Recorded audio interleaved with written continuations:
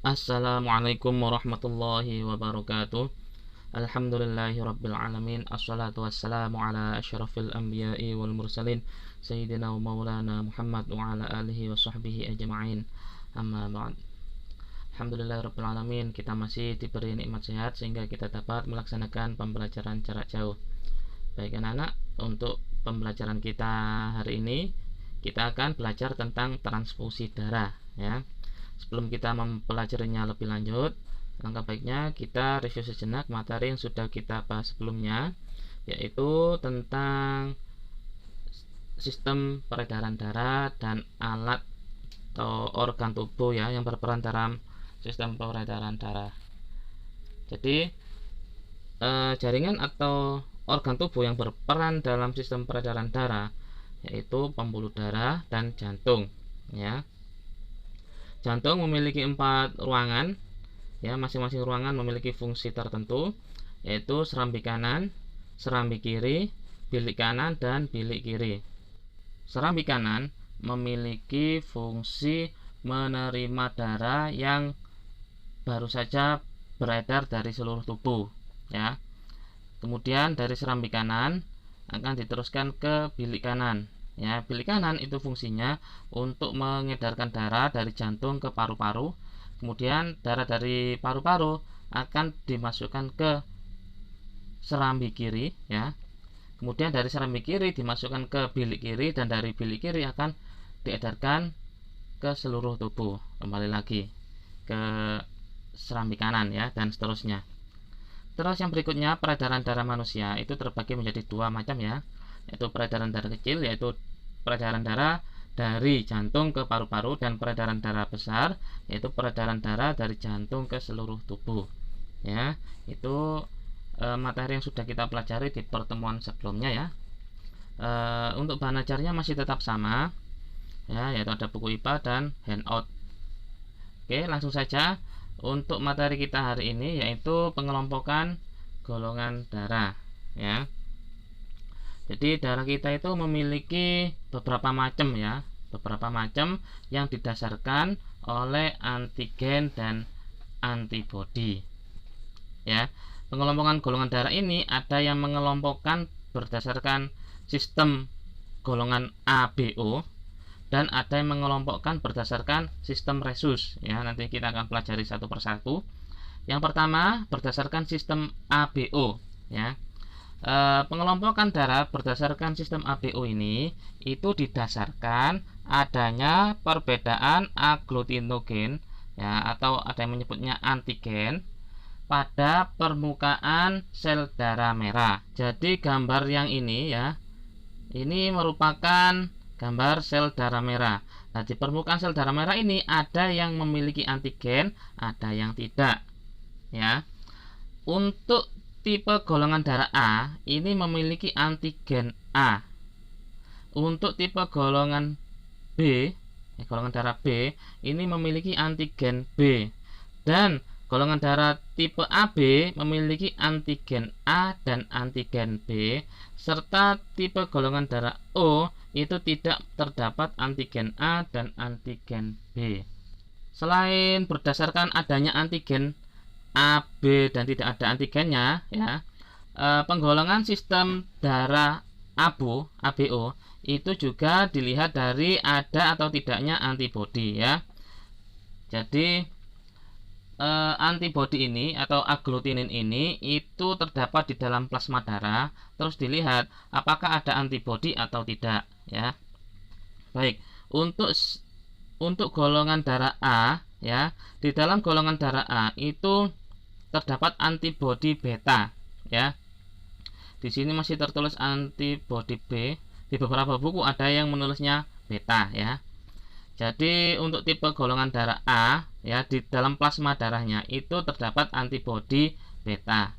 Kalau di golongan darah B itu terdapat antibodi anti A ya, atau antibodi alfa. Terus di tipe golongan darah AB itu tidak terdapat antibodi ya, antibodi anti A dan anti B.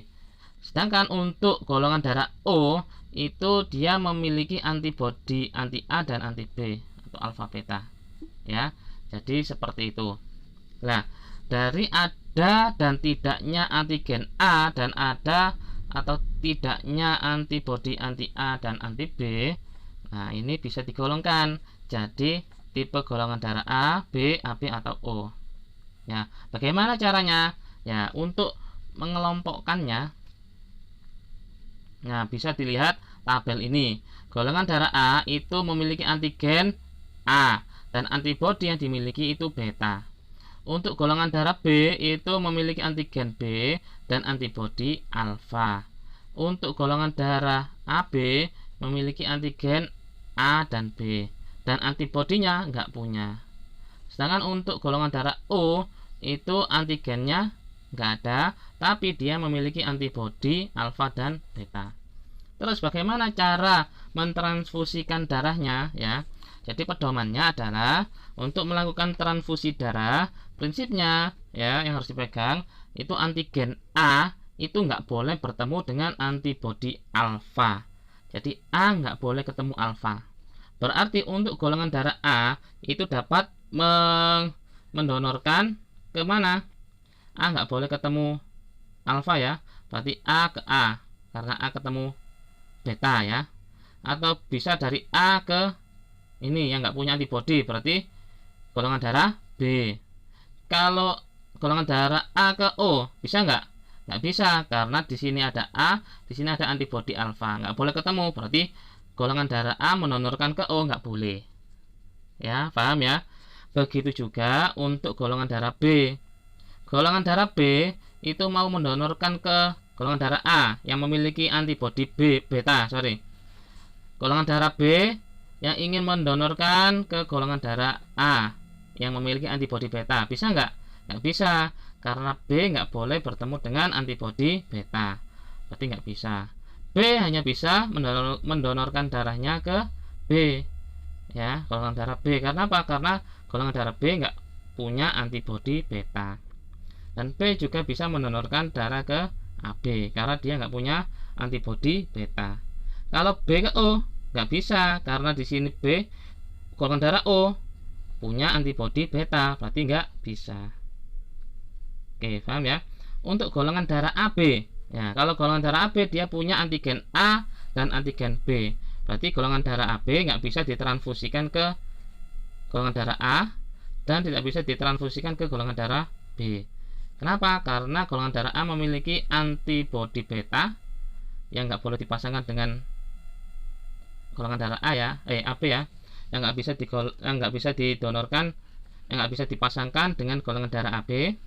Dan golongan darah B yang memiliki antibodi alfa itu juga nggak bisa dipasangkan dengan golongan darah AB. Jadi seperti itu. Terus sekarang untuk golongan darah O ya, golongan darah O itu karena dia nggak punya antigen, berarti dia bebas mendonorkan. Ya, mendonorkan ke siapa? Ke semua golongan darah karena dia nggak punya antigen.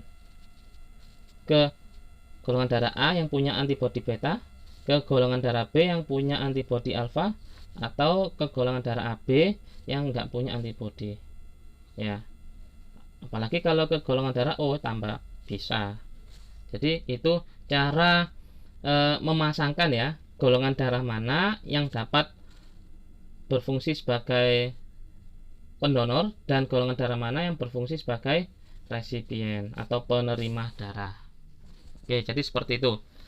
Kira-kira ada yang bingung? Kalau bingung silahkan ditanyakan ya. Kalau enggak kita lanjut ya.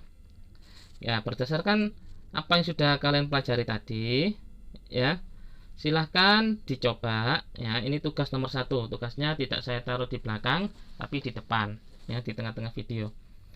Oke, di sini ada ada tabel pendonor darah sama resipien. Resipien itu yang menerima darah. Kalau donor ini yang memberi, ini pemberi, ini penerima. Jadi pendonornya itu A. Kalau diberikan ke A, bisa nggak? Ya, kalau bisa silakan dikasih tanda plus. Kalau nggak bisa silakan dikasih tanda min. Sekarang golongan darah A didonorkan ke golongan darah B. Bisa nggak? Kalau bisa dikasih tanda plus, kalau nggak bisa dikasih tanda min. Begitu juga untuk golongan darah B, kalau mau didonorkan ke AB misalkan, bisa nggak? Kalau bisa tanda plus, kalau nggak bisa min, dan seterusnya. Ya, saya kira ini gampang ya. Silahkan dipelajari lagi di slide sebelumnya. Kalau masih bingung juga silahkan tanya. Oke, ini tugas nomor 1. Tugas nomor 2 nanti di slide berikutnya. Oke, selanjutnya pengelompokan golongan darah berdasarkan sistem resus. Ya, ini agak berbeda dengan penggolongan darah berdasarkan sistem ABO. Kalau ini berdasarkan resus ya, yaitu resus positif atau resus negatif. Ya, dasarnya apa penggolongan darah dengan sistem resus? Ya, penggolongan darah ini berdasarkan ada atau tidaknya antigen D ya, atau RHD pada permukaan sel darah merah. Jadi pada sel darah merah itu ada antigen RHD atau tidak. Kalau ada, berarti dikatakan resusnya itu positif. Kalau dia nggak punya antigen RHD, maka bisa dikatakan dia memiliki golongan darah resus negatif. Ya, kalau ada berarti resusnya positif, kalau nggak ada berarti resusnya negatif. Ini juga sama berupa antigen ya. Seseorang yang memiliki RH- dapat mendonorkan darahnya ke orang yang memiliki RH+ dan RH-. Kalau seseorang yang memiliki RH+, dapat mendonorkan darahnya ke orang yang memiliki RH+ saja. Kenapa? Karena kalau RH+ kan punya antibodi. Kalau dia mendonorkan darahnya ke yang nggak punya antibodi, maka darahnya itu akan membentuk sebuah antibodi ya, membentuk pertahanan, karena darah yang didonorkan tadi akan dianggap sebagai benda asing yang harus dilawan.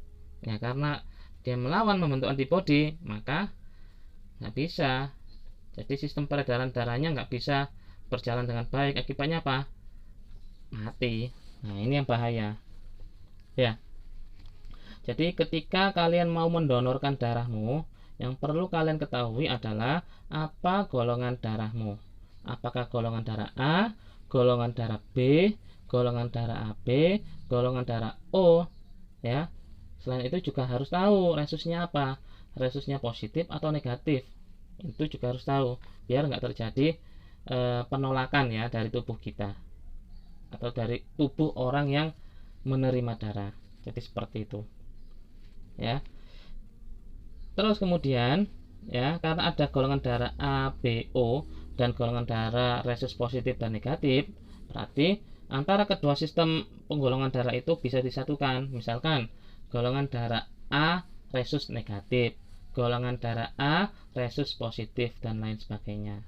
Sebagai contoh, misalkan saya ya, saya itu memiliki golongan darah O ya, resusnya resus negatif.